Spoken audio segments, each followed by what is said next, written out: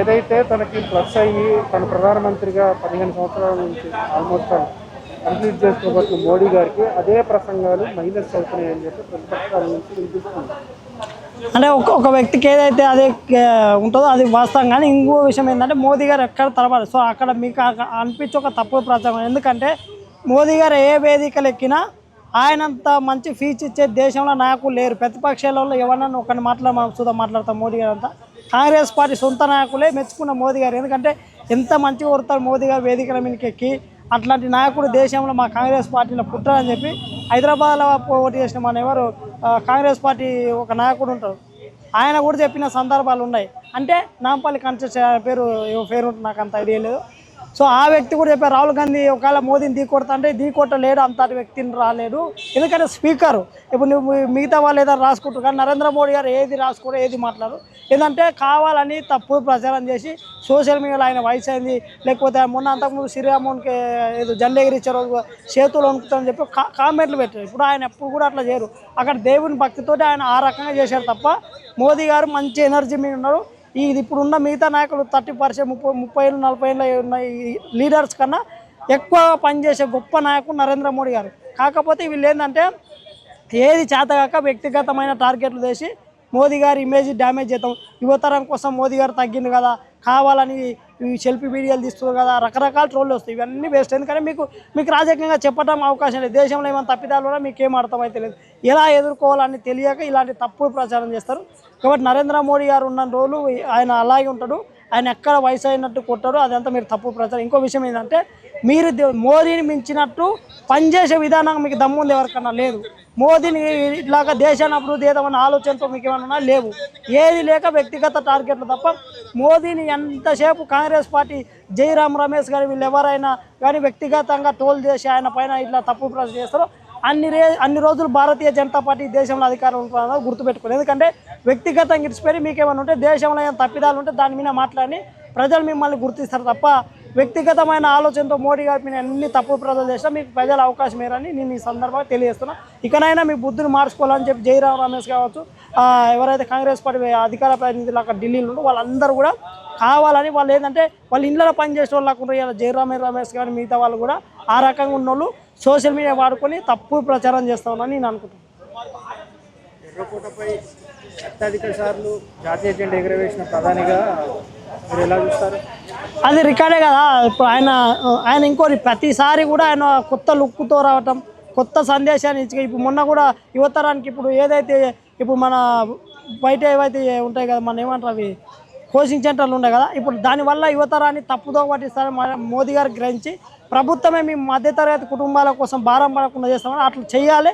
ఒకవేళ ఇంకా వీలైతే ప్రజలకు అనుసంధానంగా చేయాలి. కాబట్టి మోదీ గారు ఆ రకంగా ముందుకు పోతారు భవిష్యత్తులో నేను అనుకుంటాను. ఇంకోటి ఇక్కడ ఏమంటే మనకు ఒక ప్రతిష్ట ఉన్న అమిత్ షా గారు ఉన్నారు, ఒకటి వైపు అజిత్ దోవల్ గారు దేశ భద్రత విషయాలు కావచ్చు, దేశంలో జరుగుతున్న రాజకీయ పట్ల ఆయన పూర్తి అవగాహన ఉంది. కాబట్టి ప్రతి క్షణం కూడా కొత్త మార్పులు తీసుకొచ్చి భారతదేశాన్ని ఇంకింత ముందుకు తీసుకుపోవాలి అభివృద్ధి కోసమని వాళ్ళు ఆలోచిస్తారు.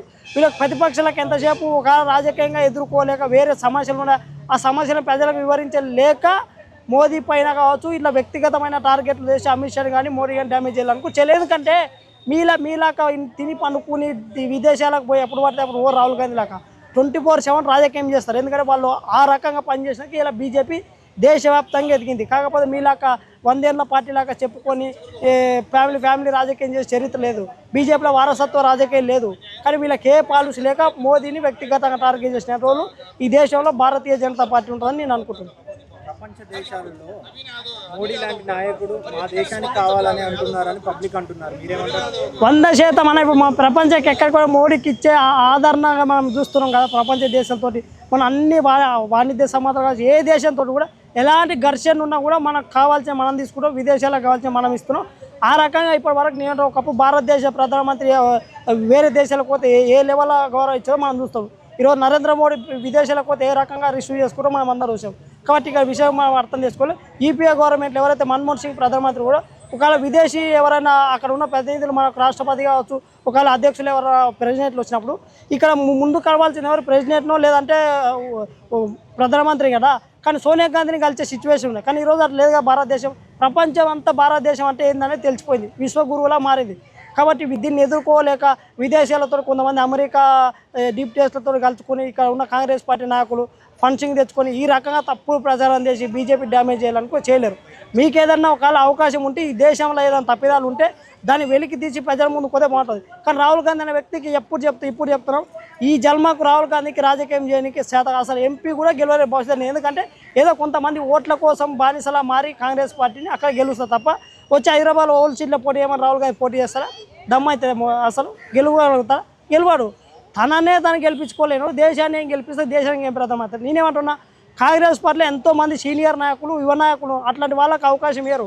ఎవరైతే డబ్బులు ఇచ్చి వాళ్ళకి అవకాశం ఇస్తారో పదవులు వచ్చిన తర్వాత ఢిల్లీకి డబ్బులు పంపిస్తారు అట్లాంటి వాళ్ళకి పదవులు ఇచ్చే చరిత్ర కాంగ్రెస్లో. ఇప్పుడు రాజస్థాన్లో మనకు ఎవరు జ్యోతిరాజ్ సింధీ ఉన్నారు, ఒకప్పుడు కాంగ్రెస్ పార్టీలు ఉండేది. ఆయన అవమానం చేస్తే ఇలా బీజేపీలో కేంద్ర మంత్రి కొనసాగుతారు 2 సార్లు అయింది. కాబట్టి రాజస్థాన్లో అట్లా అయింది, మధ్యప్రదేశ్లో కూడా అట్లా అయింది. కాబట్టి కాంగ్రెస్ చరిత్ర ఏంటంటే పదవులు అన్నీ కూడా చనిపోయేటోటి 70-80 ఏళ్ళు అయిన కానీ పదవులు ఇస్తారు. వాళ్ళు ఏంది డబ్బులు ఇస్తే వాళ్ళకి ఢిల్లీకి డబ్బులు పంపిస్తే అట్లా పదవులు ఇచ్చే చరిత్ర కాంగ్రెస్ రికార్డులలో ఉన్నాయి. కాబట్టి ఈ తప్పుడు ప్రచారం చేసి దేశంలో ఏదైనా తప్పిదాలు ఉంటే దానిపైన కొట్లాంటి అప్పుడు ప్రజలు మీకు సీట్లు ఇస్తారు, కొద్దిగా అవకాశం ఇస్తారు తప్ప మోదీ గారిని వ్యక్తిగతంగా టార్గెట్ చేసిన రోజులు కాంగ్రెస్ పార్టీ పునాది లేకుండా పోతానని నేను అనుకుంటున్నాను. మన భారతీయులు డిజిటల్ ట్రాన్సాక్షన్స్లో 100% పురోగతి సాధించారని చెప్పి మన మోడీ గారి ప్రసంగంలో ప్రస్తావించారు. అసలు ఇది ఎలా సాధ్యమైంది? దీని ప్రస్థానం మొదటి నుంచి సంక్షిప్తంగా చెప్పండి. అంటే ఇక్కడ ఒక విషయం అర్థం చేసుకోవాల్సి ఏంటంటే ఎప్పుడైతే ప్రభుత్వం ఏర్పడినప్పుడు నరేంద్ర మోడీ అమిత్ షా గారు ఒకటి ఆలోచన చేశారు. ఈరోజు 60 ఏళ్ళ కాంగ్రెస్ పాలనలో గ్రామీణ ప్రాంతాలలో మా అక్కలు చెల్లెళ్ళు వాష్రూమ్ పోవాలంటే కూడా సిచ్యువేషన్ పైన గ్రహించినప్పుడు ప్రతి కుటుంబానికి వాష్రూమ్ కావాలని చెప్పి స్వచ్ఛ భారత్కి అయితే దేశాన్ని అభివృద్ధి చేసుకుంటూ ఇంకో డిజిటల్ కాన్స్ట్రక్షన్ అంటారు కదా, ప్రపంచంలో ఏ దేశం లేదు 100% భారతదేశం నెరవేర్చుకున్నది. ఇంకోటి ఒకప్పుడు మన ఇంట్లో ఇంట్లోనే టీవీ ఉండే సిచ్యువేషన్ ఉండేది. గ్రామీణ ప్రాంతాలకు పోతే 100 ఇళ్లలో ఒక టీవీ ఉండేది. ఆ రోజు నుండి ఈరోజు భారతదేశము ప్రతి కుటుంబం ఏదైనా కొనుగోలు చేసే విధంగా భారతదేశాన్ని అన్ని రంగాల అభివృద్ధి చేసిన వ్యక్తి నరేంద్ర మోడీ అమిత్ షా గారి నాయకత్వంలో జరిగింది. ఒకసారి ఎవరైతే వాజ్పేయి గారు కలలు కన్నారో నా భారతదేశం ఈ రకంగా ఉండాలనుకున్నా ఆ రకంగా ఈరోజు నరేంద్ర మోడీ గారి అమిత్ షా నాయకత్వంలో ఆ రకంగా అభివృద్ధి చెందుతున్నాయి. ఈ మేక్ ఇన్ ఇండియా ద్వారా ఎన్ని అభివృద్ధులు చేసుకుని మన ఇండియాలో ఎన్ని స్టార్టప్ తయారు చేసుకుంటూ చూస్తున్నాం. ఇలా పారిశ్రామికవేత్తలను ప్రోత్సహిస్తారు. చాలామంది అదాని అంబానీ కట్టబెట్టినట్టు అదే అదాని అంబానీ వల్ల లక్షల మందికి ఉద్యోగాలు వచ్చినాయి, లక్షల మందికి గ్యాస్ వస్తున్నది, వాళ్ళు పుణ్యంకి లేస్తలేరు కదా. ఇప్పుడు ఇదే తెలంగాణలో ఎంతోమంది పారిశ్రామికవేత్తలు కేసీఆర్ వచ్చి మీకు ధనవంతులైనరు, దీని మీద ఎవరు మాట్లాడరు. కానీ అదాని అంబానీ ఆ రాష్ట్రానికి సంబంధించిన వాళ్ళు కదా, మోదీ గుజరాత్కి సంబంధించిన వాళ్ళు కదా. కాబట్టి వాళ్ళకి దోచిపోయిన ఒక తప్పుడు ప్రచారం చేస్తారు. మీకు ఏమైనా ఉంటే అదాని అంబానీ కాంగ్రెస్ పార్టీ అధికారంలో ఉన్నకి వెళ్ళి వాళ్ళ పరిశ్రమలు పెట్టనివ్వకండి, ఎందుకు పెట్టనిస్తలేరు? ఈ దొంగ ప్రచారం బంద్ చేసి దేశంలో నిజమైన విషయాల పైన కొట్లాడితే ప్రజలు అవకాశం ఇస్తారు. అదేవిధంగా చూసుకోవచ్చు.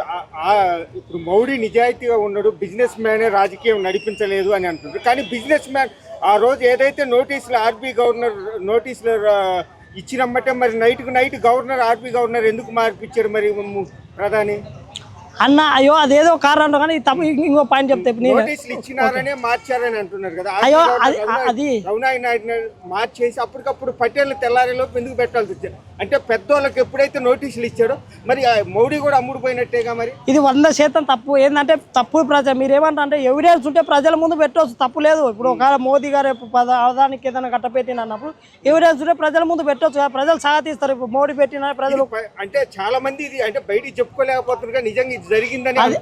అది జరగలేదు అట్లాంటి తప్పుడు ప్రచారం. ఇంకో విషయం ఏంటంటే ఇప్పుడు అదాని అంబానీ మోదీ వచ్చే మీకే బిజినెస్లు పెట్టలేదు కదా, అంతకుముందు రాజీవ్ గాంధీ ఉన్నప్పుడే బిజినెస్ పెట్టారు. ఈరోజు ఎదిగి ఉండొచ్చు, అన్ని రాష్ట్రాల పారిశ్రామికవేత్తలు కూడా ఎదిగిండు.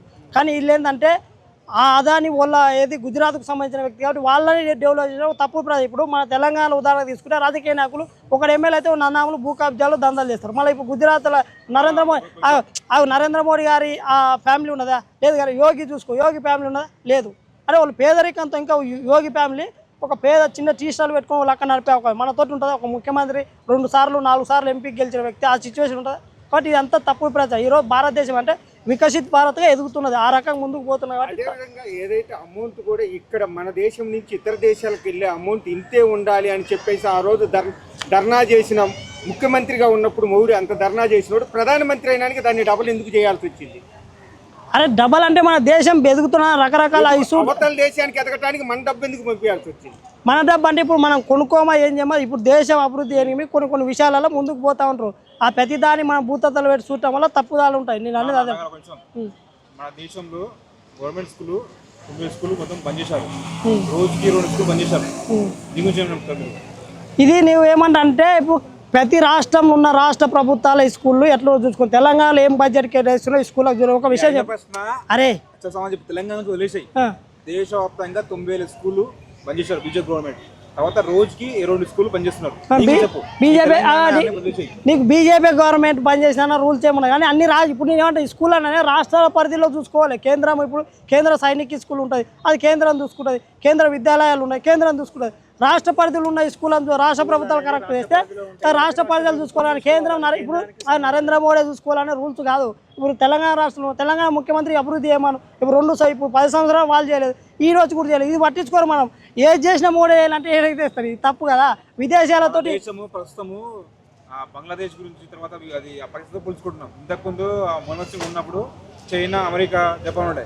ఇప్పుడు బంగ్లాదేశ్ అది దేశ ప్రజలకు తెలుసు అప్పుడు ఏది ఉన్నది. ఇప్పుడు మోడీ వచ్చి మీకు దేశం ఎట్లున్నది, ప్రపంచ దేశాలతో మనకి ఏ సంబంధం ఉన్నది ఇప్పుడు తెలుసు. దేశంలో మారుమూల గ్రామాల్లో కొంతమందికి అకౌంట్లు అంటే బ్యాంకు ఖాతాలు ఉండేవి కావు.